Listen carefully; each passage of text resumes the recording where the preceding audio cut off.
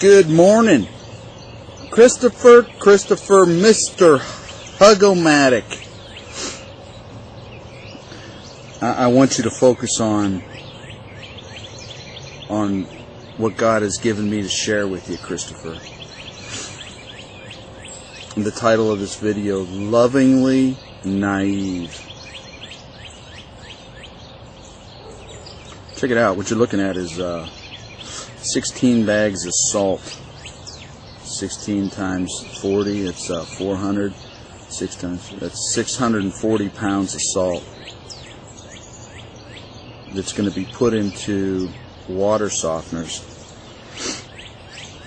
And the purpose of them being put in water softeners, one is at a restaurant down in the French Quarter, right across Jackson Square from the Catholic Cathedral, that in the courtyard are tarot card readers and fortune tellers, right in the courtyard of the cathedral. And this restaurant's right there on the corner, and this salt's going to go into a softener, and water's going to run through the softener, and the resin's going to remove the calcium so that the water itself doesn't clog up all of the pipes and the fixtures.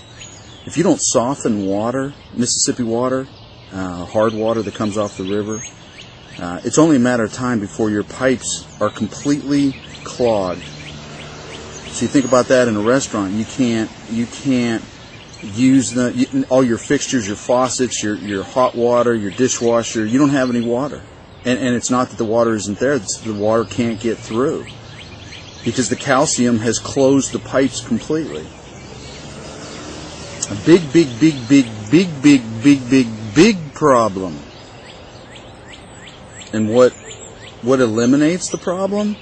Salt of the earth. But what happens if salt loses its flavor?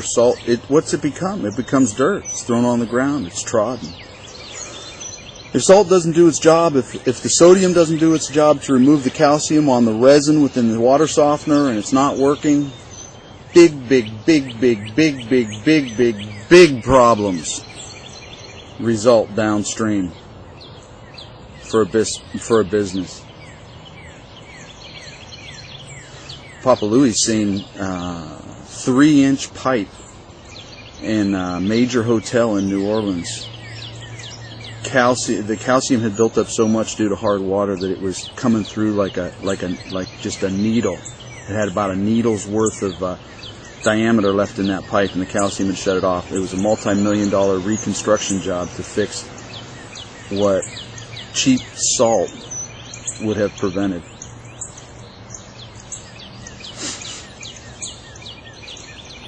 You know, there's also a story about during Katrina, floods are coming and guy's house gets flooded out, and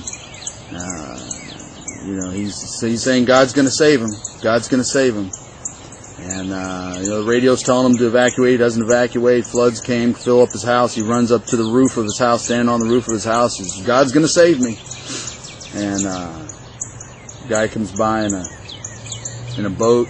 Jump into the boat. No, it can't. God's going to save me. Helicopter comes by. Jump into the basket. No, God's going to save me. Guy dies in the flood. And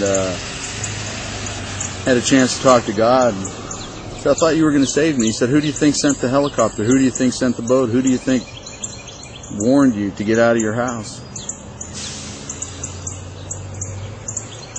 I got a question for you. Christopher.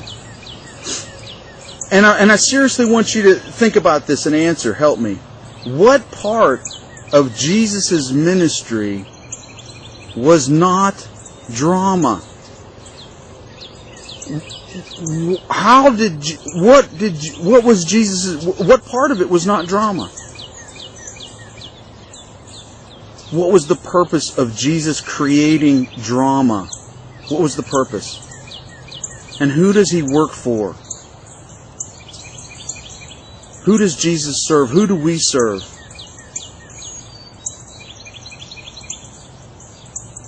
Are you listening? What's wrong with drama? What's wrong with being on the potter's wheel?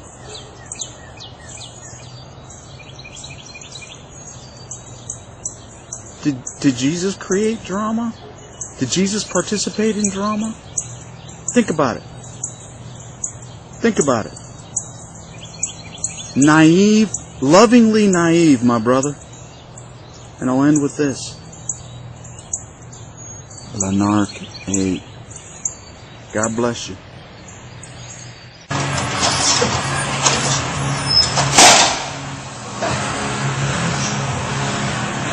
That's all I got to say about that.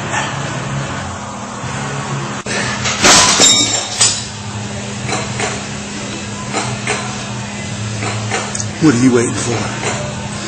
Yoko.